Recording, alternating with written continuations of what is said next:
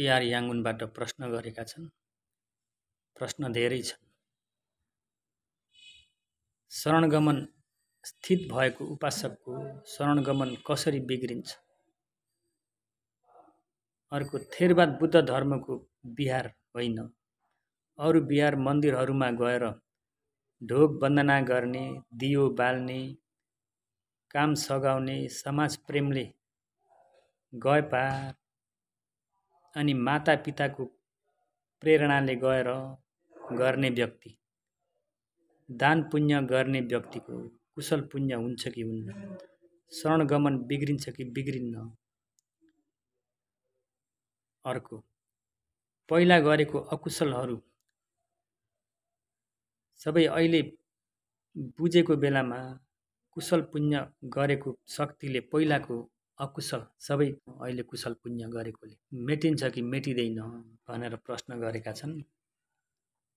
भगवान नभई भगवान हुँ भनी प्रतिज्ञा गर्ने व्यक्तिलाई श्रेष्ठ आचरण हुनुभएको व्यक्ति भनी पुज्ने, शरणमा पर्ने अनि साँच्चै क्लेशलाई हटाउन सक्ने धर्मको आचरण नगर्ने शिष्यहरूलाई राम्रो शील समाधि प्रज्ञाको आचरण गर्ने व्यक्ति हुनुहुन्छ भनी पुज्ने, शरणमा पर्ने हो भने शरणगमन नाश हुन्छ, बिग्रिन्छ।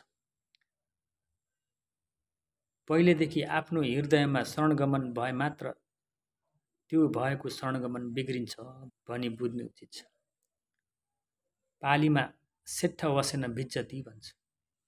साँच्चै भगवानको गुणलाई बुझेर शील समाधि प्रज्ञामा श्रेष्ठ हुनुहुन्छ भनेर पुज्ने, ढोग वन्दना गर्ने, शरणमा परे मात्र शरणगमन स्थित हुन्छ। पालीमा सेट्ठ वसेन भजती भन्छ। भगवानको गुणलाई नबुझी ज्ञाति आफन्तीको रूपमा पुज्ने, डर भयले पुज्ने, गुरुको रूपमा पुज्ने आदि गरी पुज्ने मान्ने हो भने शरणगमन स्थित हुन सक्दैन। तर भगवानको गुणलाई बुझेर ज्ञाति आफन्तीको रूपमा आदर सत्कार गौरव गर्ने हो भने शरणगमन बिग्रिन्न। त्रिरत्न बाहेक अरू तिथ्य गुरु, राजा आदिहरूलाई कर्तव्य अनुसार मान मर्यादा गर्ने वा आफ्ना गुरु हुनाले ढोग वन्दना गर्ने, डर भयले आपद विपद अन्तरायहरूबाट मुक्त हुनको लागि ढोग वन्दना गर्ने हो भने पनि शरणगमन बिग्रिन्न भनी बुझ्नु उचित छ। शरणगमन स्थित भएको एक उपासक वा एक उपासिका अन्य धर्ममा परिवर्तन नहुन्जेल वा मृत्यु नहुन्जेलसम्म शरणगमन स्थित रहिरहेको हुन्छ भनी बुझ्नु उचित छ। बुद्ध धर्म नमान्ने मन्दिर आदिहरूमा माता पिताहरूले पठाएर गए पार अनि दान गरे पार शरणगमन बिग्रिन्छ कि बिग्रिन्न, कुशल पुण्य पाइन्छ कि पाइन्न भन्दा आफ्नो नेपालीहरूको सङ्गठन नफुट्नको लागि त्यो उद्देश्य लिएर गए पार शरणगमन बिग्रिन्न। भगवानले पनि ज्ञातथचर्य ज्ञाति आफन्तीहरूलाई धेरै भलो हितलाई चाहनुहुन्थ्यो, उद्धार गर्नुहुन्थ्यो। त्यही भएर ज्ञातथचर्यले नेपाली सबै ज्ञाति आफन्तीहरू सबैलाई लिनुपर्छ, बल्ल पुरा हुन सक्छ। आफ्ना थर गोत्र 10 ज्ञातिहरूलाई मात्र ज्ञातथचर्यको ठाउँमा लिए पार पूर्ण हुन सक्दैन। गएर ज्ञाति आफन्तीहरूले बुझे छैनन् भने उनीहरूलाई बुझाइदिन उत्सुक गर्नुपर्छ, दान गर्न सिकाउनुपर्छ। उनीहरूले भोजन दान बाटो बनाउनको लागि आदि दान मागेछन् भने दान गर्न सकिन्छ। भोजन दान गरेको राम्रो हो, बाटो दान गरेको राम्रो हो। भगवानले दान गर्न कहीँ पनि रोकटोक गर्नुभएको छैन। तर विचय दान भनेको बाँझो खेतबारी र मलिलो खेतबारीलाई चाहिँ रोज्न सकिन्छ। दानलाई चाहिँ कहीँ पनि रोकटोक छैन। अकुशल र कुशलको विषय। घनघोर जङ्गलभित्र एउटा गुफा छ। त्यो गुफा मानौ 1000 वर्षभन्दा बढी अन्धकार भइरहेको छ। एकजना ज्ञान भएको कुलपुत्र वा कुलपुत्रीले दियोलाई झल्ल बालिदियो भने त्यो अन्धकारलाई हटाइदिन कति बेर लाग्छ?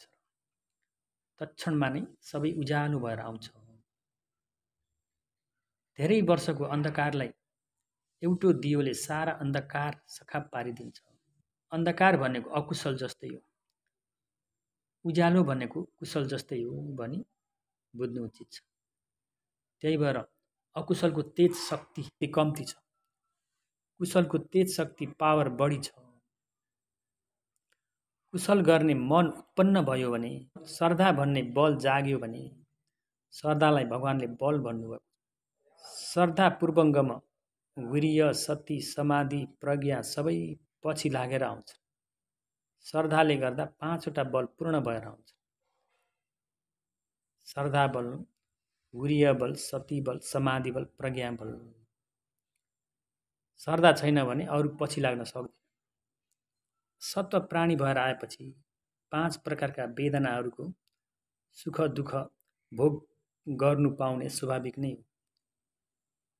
सुख वेदना, दुःख वेदना, सोमनस वेदना, दोमनस वेदना, उपेक्षा वेदना गरेर 5 प्रकारका वेदना छन्।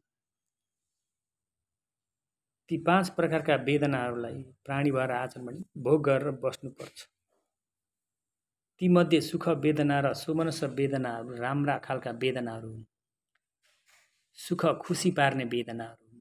सुख खुसी पार्न सक्छन् भने तापनि नित्य ध्रुव सुख शान्त दिलाउने खुसी बनाउन सक्दैनन्। लौकिकको सुख खुसीलाई मात्र बनाउँछ। प्राणीहरूले यो सुखलाई साँच्चै सुख ठानेर बसेपा यी 5 प्रकारका वेदनाबाट मुक्त हुन गाह्रो पर्छ। फेरि फेरि नरकको दुःख वेदना, प्रेत भवको दुःख वेदना, जन्मिनु, वृद्ध हुनु, रोग लाग्नु आदि अनेक दुःख वेदनाहरूले पुनः पुनः दुःख कष्ट दिन्छ। यी दुःख वेदनाबाट मुक्त गर्न सके मात्र, दुःख वेदना मात्र होइन कि 5 प्रकारका वेदनाहरूबाट मुक्त पार्न सके मात्र विमुक्ति सुख पाउन सकिन्छ। विमुक्तिको सुख दिन सक्ने बाटो के हो? श्रद्धा बल वा श्रद्धा इन्द्रिय। श्रद्धा भनेको चैतसिक, साँच्चै सही भगवानलाई, सही धर्मलाई, शील समाधि प्रज्ञा भएको सङ्घलाई विश्वास आधार शरण पर्ने श्रद्धा चैतसिक नै हो। विमुक्तिको सुख मार्गभित्र प्रवेश गर्नको लागि श्रद्धा हुन सर्वप्रथम जरुरी पर्दछ।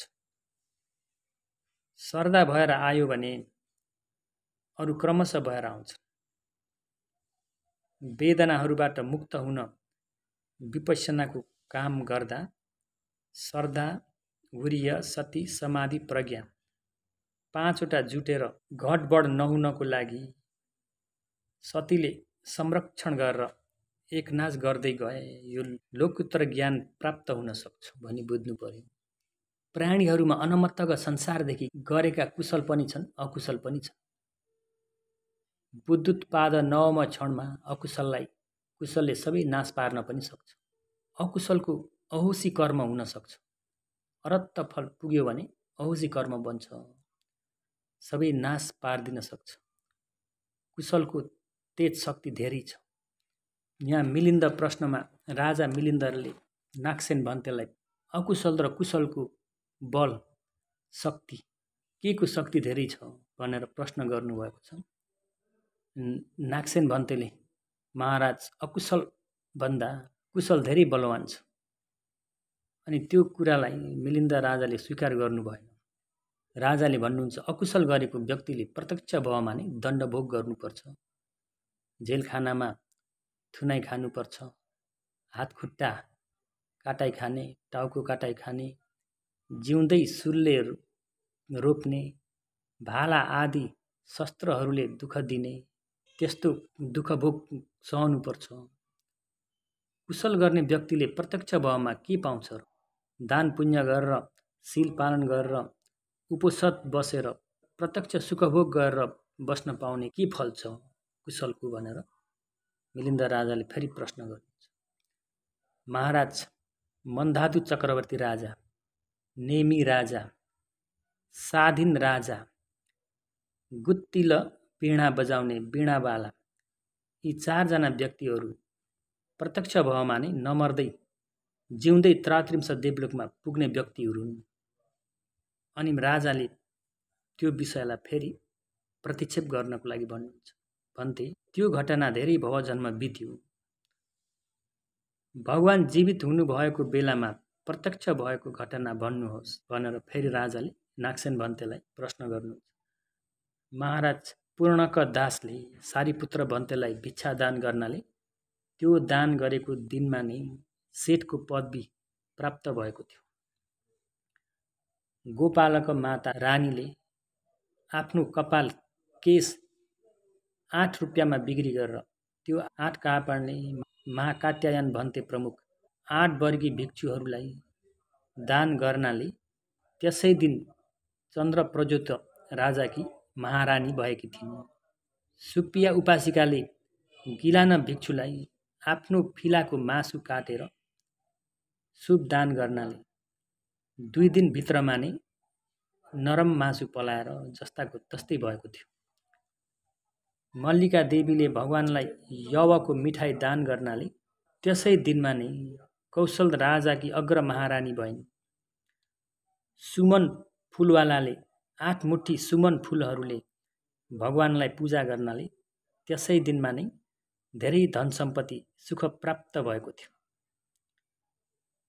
एक साटक ब्राह्मणले माथि लगाउने एउटै कपडा ओड्ने कपडा भगवानलाई दान गर्नाले त्यसै दिन सबै हात्ती आदिहरूको 8 समूह प्राप्त भएको थियो।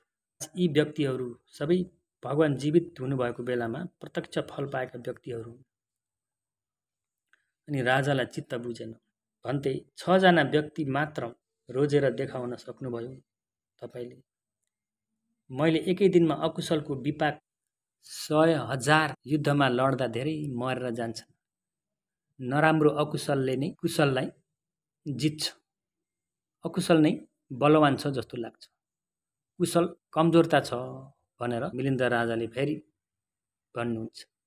अनि फेरि भन्ते कौशल राजाको महादान असदिश दान प्रत्यक्ष भावमा सुख प्राप्त हुन सक्यो र कसैले गर्न नसक्ने असदिश दान प्रत्यक्ष भावमा के फल प्राप्त भयो र भनेर राजाले सोध्नुभयो। प्रत्यक्ष भावमा केही फल सुख प्राप्त भएन महाराज। अनि राजाले भन्नुहुन्छ त्यसैले अकुशलले नै प्रत्यक्ष फल दिन्छ। अकुशल नै बलवान छ भनेर नागसेन भन्तेलाई फेरि राजाले जवाब दिनुहुन्छ। अनि नागसेन भन्तेले भन्नुहुन्छ महाराज अकुशल कम्ती भएर नै अकुशलले छिटो फल दिएको, कुशल धेरै भएर वृद्धि विकास बढाउन सक्नाले पछि चिरकाल पछि फल दिएको भनी बुझ्नु उचित छ। महाराज उपमा अपरन्त जनपदमा कुमुद भण्डीका नाम धानलाई रोपेर 1 महिना पुग्ने बित्तिकै घरभित्र आइपुग्छ। साली धान 6 महिना पछि मात्र पाक्छ। महाराज कुमुद भण्डीका नाम साली धानहरूको विशेष के हो भन्दा कुमुद भण्डीका धानको फल आनिशंस कम्ती हुनाले 1 महिना भित्रमा नै घरभित्र आइपुग्छ। साली धान धेरै बढ्दो वृद्धि विकास भएको हुनाले 6 महिना ढिलो लागेको।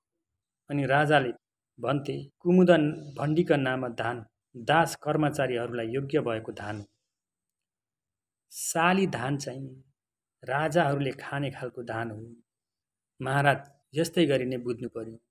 अकुशल भनेको कम्ती भएको हुनाले अकुशल छिटो फल दिन्छ। कुशल धेरै वृद्धि विकास हुनाले चिरकाल पछि फल दिन्छ महाराज भनी नागसेन भन्तेले जवाब दिनुभयो। राजालाई अझै चित्त बुझेको छैन।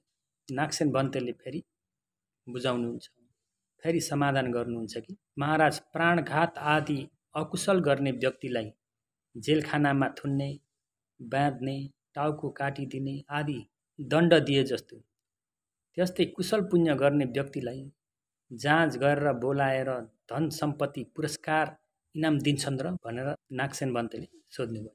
दिँदैनन् भन्ते। महाराज कुशल पुण्य गर्ने व्यक्तिहरूलाई बोलाएर यदि सम्पत्ति पुरस्कार दिएछन् भने प्रत्यक्ष भावमा नै फल पाउन सक्थे। त्यसैले कुशल पुण्य गर्ने व्यक्तिलाई प्रत्यक्ष भावमा फल प्राप्त हुन सक्दैन। अकुशलको नै प्रत्यक्ष भावमा फल प्राप्त हुन सक्छ, मरेपछि पनि अकुशलको फल भोग गर्नुपर्छ भनेर नागसेन बन्तेले समाधान गर्नुभयो। राजालाई पनि चित्त बुझेको थियो। त्यसैले अकुशलभन्दा कुशल बलवान छ। कुशलले सबै अकुशलहरूलाई छेदन गर्न सक्छ, विनाश पार्न सक्छ भनी बुझ्नु उचित छ। त्यति नै छ।